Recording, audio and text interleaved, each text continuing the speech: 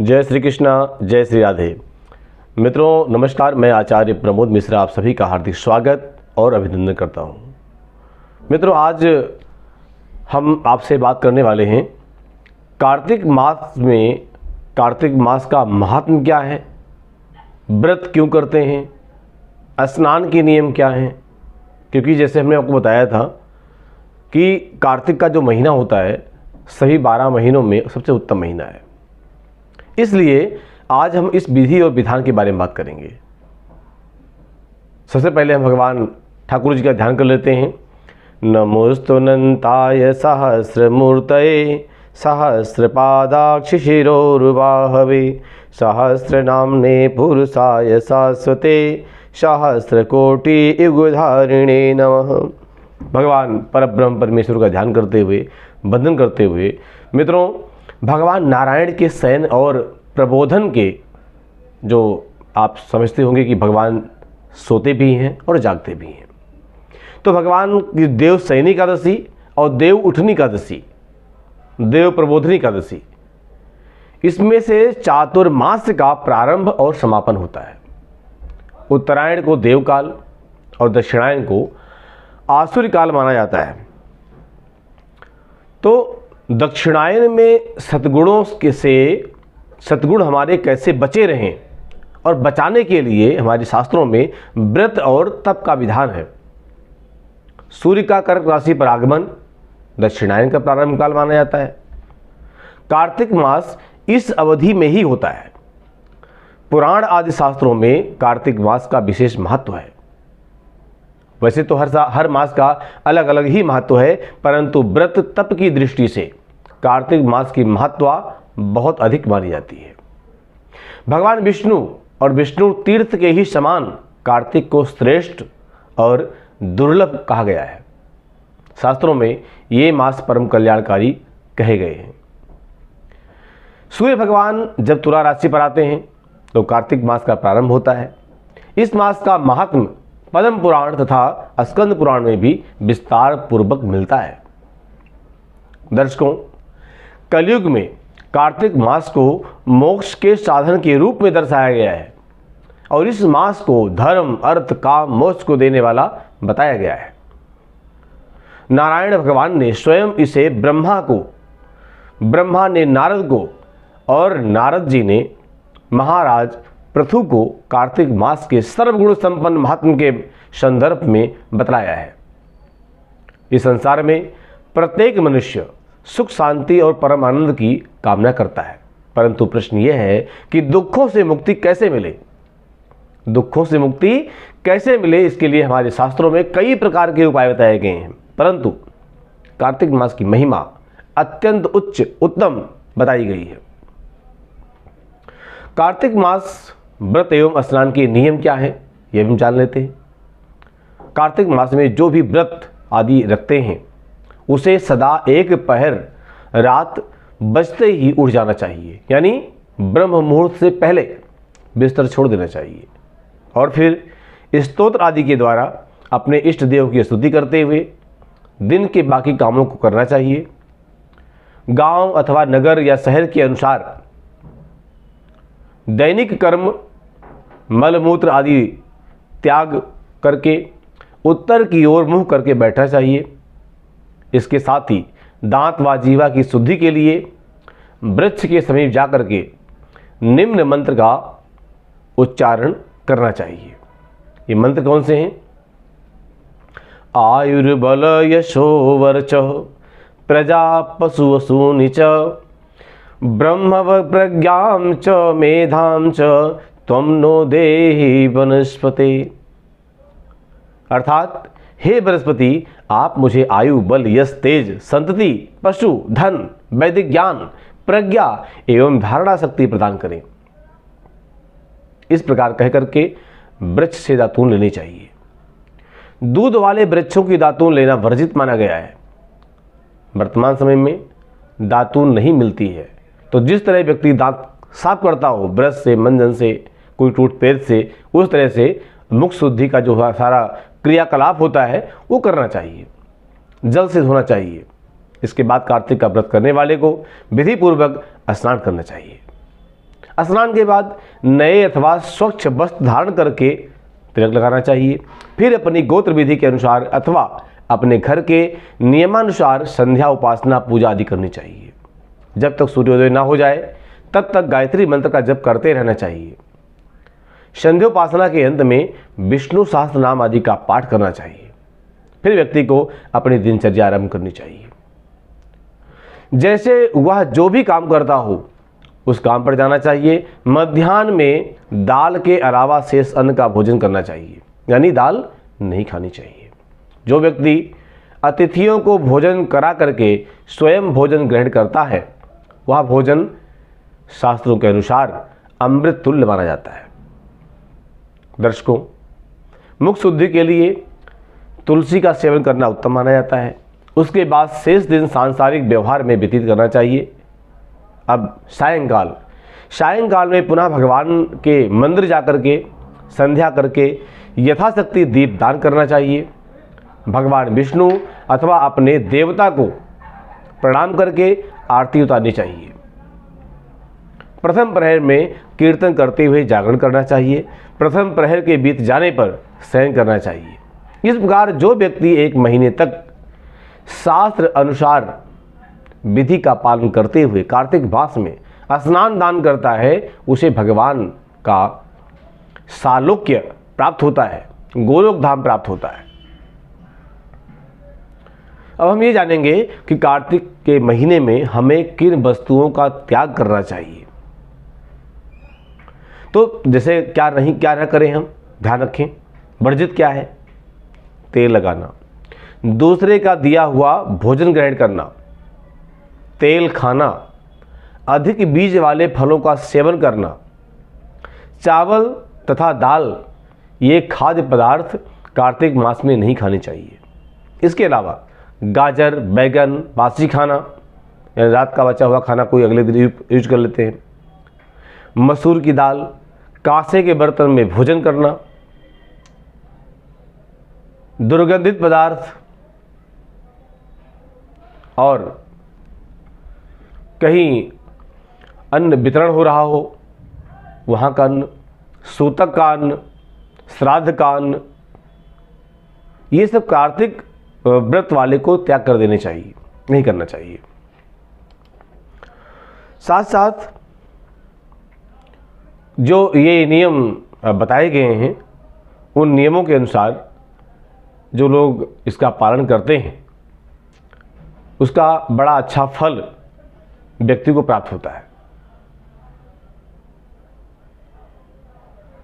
जैसा कि बताया भी गया कि क्या क्या न करें और क्या करें, अभी हम आपको बता ही रहे हैं कि जो दालें हैं, दालें त्याग के लिए होती हैं, त्याग कर देना चाहिए।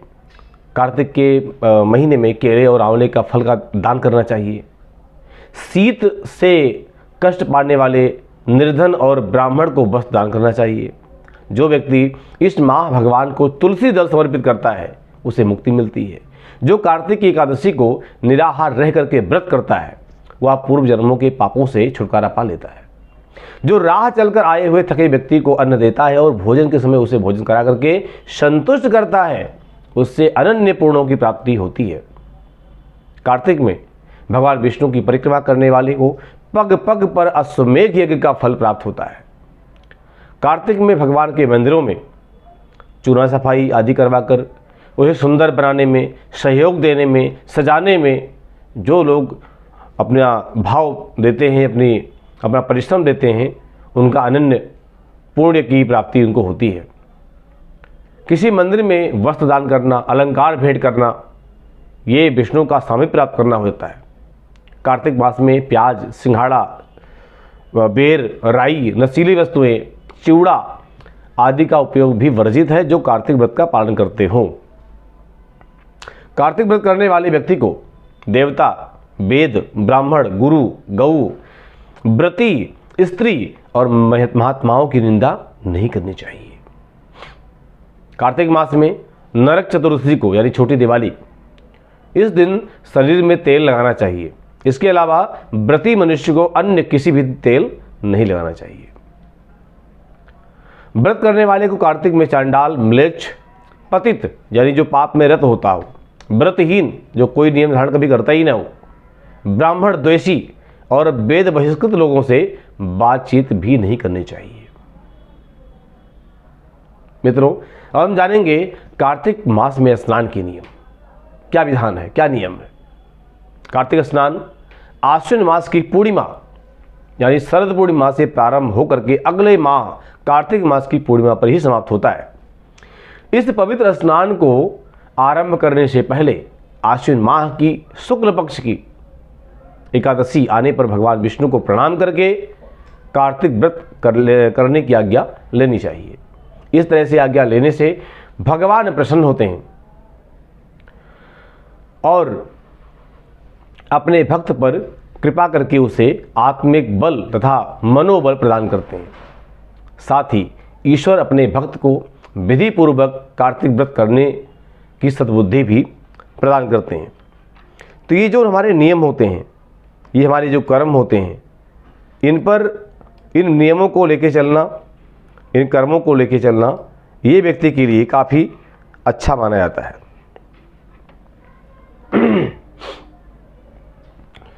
जैसे सभी 12 मास हैं, तो 12 मासों में मार्गशीर्ष मास को अत्यंत पुण्यदायक कहा गया है। उससे भी अधिक पुण्यदायक वैशाख का महीना कहा गया।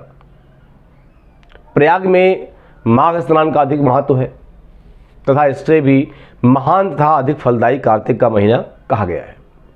जब ब्रह्मा जी ने एक तरफ सभी प्रकार के दान, व्रत, नियम रखे और दूसरी ओर कार्तिक के स्नान को रखकर तुलना की गई, तो कार्तिक स्नान का पलड़ा भारी हो गया। इसीलिए कहते हैं कार्तिक स्नान का बहुत बड़ा पुण्य है और ये ऐसा दिव्य पुण्य है जिसके माध्यम से आप उत्तम पुण्य प्राप्त कर सकते हैं। भगवान श्री कृष्ण को प्रसन्न करने के लिए आश्विन की पूर्णिमा से लेकर कार्तिक की पूर्णिमा तक प्रतिदिन गंगा जी में स्नान करना चाहिए। यदि गंगा जी नहीं है तब भी किसी नदी, तालाब अथवा पोखर में आदि में स्नान करना चाहिए। यदि कुछ भी नहीं है तो नियमित रूप से घर में ही बाल्टी अथवा कोई बड़े पात्र में स्नान करना चाहिए। उसमें गंगा जी सहित सभी पवित्र नदियों को की कल्पना यानी उनका ध्यान करके स्नान करना चाहिए। जैसे देवी पक्ष अर्थात भगवती दुर्गा को प्रसन्न करने के लिए आश्विन शुक्ल पक्ष की प्रतिपदा से कार्तिक कृष्ण चतुर्दशी की महारात्रि आने तक प्रतिदिन स्नान करना चाहिए। श्री गणेश जी को प्रसन्न करने के लिए आश्विन कृष्ण चतुर्थी से लेकर और कार्तिक कृष्ण चतुर्थी तक नियम पूर्वक स्नान करना चाहिए। भगवान जनार्दन, भगवान विष्णु को प्रसन्न करने के लिए आश्विन शुक्ल की एकादशी से लेकर कार्तिक शुक्ल एकादशी तक प्रतिदिन स्नान करना चाहिए। जो मनुष्य जाने अनजाने कार्तिक मास के नियम से स्नान करते हैं उन्हें भी यम यातना को नहीं देखना पड़ता। कार्तिक मास में तुलसी के पौधे के नीचे राधा कृष्ण की मूर्ति रख करके पूरे भाव से, पूरे विधान से, पूरे मन से पूजा करनी चाहिए। यदि आंवले का पेड़ है तब उसके नीचे भी राधा कृष्ण की मूर्ति रख करके पूरे श्रद्धा भाव से पूजन करना चाहिए। मित्रों, विधि पूर्वक स्नान करने के लिए जब 2 घड़ी रात बाकी बच जाए तब तुलसी की मिट्टी, वस्त्र और कलश लेकर जलाशय या गंगा तट अथवा पवित्र नदी किनारे जाकर के पैर धोने चाहिए तथा गंगा जी के साथ अन्य पवित्र नदियों का ध्यान करते हुए विष्णु आदि शिव देवताओं का ध्यान करना चाहिए। उसके बाद नाभि तक जल में खड़े होकर इस मंत्र का उच्चारण करना चाहिए। मंत्र है कार्तिकेयं करिष्यामि प्रातः स्नानं जनार्दनम प्रीत्यर्थम तव देवेश दामोदर मया सह। इस प्रार्थना को करनी चाहिए। इसका अर्थ ये होता है कि हे जनार्दन देवेश्वर, लक्ष्मी सहित आपकी प्रसन्नता के लिए मैं कार्तिक प्रातः स्नान करूंगा। उसके बाद इस मंत्र का उच्चारण करें। ये तो प्रतिज्ञा आपकी हो गई। अब उच्चारण करना चाहिए आपको कि ग्रहणार्घ मया दत्तम राधया सहितो हरे नमः कमलनाभाय नमस्ते जलशायिने नमस्ते स्तु ऋषिकेश ग्रहणार्घ नमोस्तुते। इस तरह भगवान को प्रणाम करें इस मंत्र के साथ। और इसमें प्रार्थना की गई है कि आप मेरे द्वारा दिए गए इस अर्घ को श्री राधा जी सहित स्वीकार करें। हे हरे, हे कृष्ण, आप कमल नाभ हो, आपको नमस्कार है। जल में शयन करने वाले आप नारायण को नमस्कार है। इस अर्घ को स्वीकार कीजिए, आपको बारंबार नमस्कार है। व्यक्ति किसी भी जलाशय में स्नान करे, उसे स्नान करते समय गंगा जी का ही ध्यान करना चाहिए। सबसे पहले मिट्टी आदि से स्नान कर ऋचाओं द्वारा अपने मस्तक पर अभिषेक करें, अगमर्षण और स्नानांग तर्पण करें और पुरुष सूक्त द्वारा अपने सिर पर जल छिड़के। इसके बाद जल से बाहर निकलकर दोबारा अपने मस्तक पर आचमन करना चाहिए और कपड़े बदलने चाहिए। कपड़े बदलने के बाद तिलक आदि लगाना चाहिए। जब कुछ रात बाकी रह जाए तब स्नान किया जाना चाहिए, क्योंकि यही स्नान उत्तम स्नान माना जाता है तथा भगवान विष्णु को पूर्ण रूप से संतुष्ट करना चाहिए। सूर्योदय काल में किया गया स्नान मध्यम स्नान कहलाता है और कृतिका अस्त होने से पहले तक का स्नान उत्तम माना जाता है। बहुत देर तक किया गया स्नान कार्तिक स्नान नहीं माना जाता।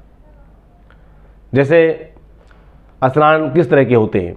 वायव्य स्नान, वरुण स्नान, ब्रह्म स्नान और दिव्य स्नान। वायव्य स्नान कहते हैं जिस स्नान को गोधूली द्वारा किया जाए वह वायव्य स्नान कहा जाता है। वरुण स्नान, जो स्नान समुद्र आदि के जल से किया जाए वह वारुण स्नान कहलाता है। ब्रह्म स्नान, वेद मंत्रों के द्वारा वेद मंत्रों के उच्चारण करके जो स्नान किया जाता है उसे ब्रह्म स्नान कहते हैं। और दिव्य स्नान, मेघों तथा सूर्य की किरणों द्वारा जो जल शरीर पर गिरता है उसे दिव्य स्नान कहा जाता है। ब्राह्मण, क्षत्रिय तथा वैश्यों के लिए मंत्रोच्चारण करते हुए स्नान का विधान है। स्त्री तथा शूद्र को बिना मंत्रोच्चारण के स्नान करना चाहिए। प्राचीन काल में कार्तिक मास में पुष्कर का स्पर्श पाकर नंदा परम धाम को प्राप्त हुई थी।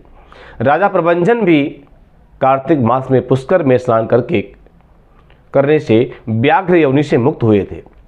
अतः कार्तिक मास में जो मनुष्य प्रातःकाल उठ करके तीर्थ में स्नान करता है वह सब पापों से मुक्त होकर के परब्रह्म को प्राप्त होता है। तो मित्रों, इस कथा का जो सार हमारा ये था कि कार्तिक के नियम को आप भी धारण करें, नियम को धारण करके अपने जीवन को कृतार्थ करें। ये जीवन बार बार नहीं मिलने वाला। बहुत बहुत धन्यवाद। जय श्री कृष्णा, जय श्री राधे।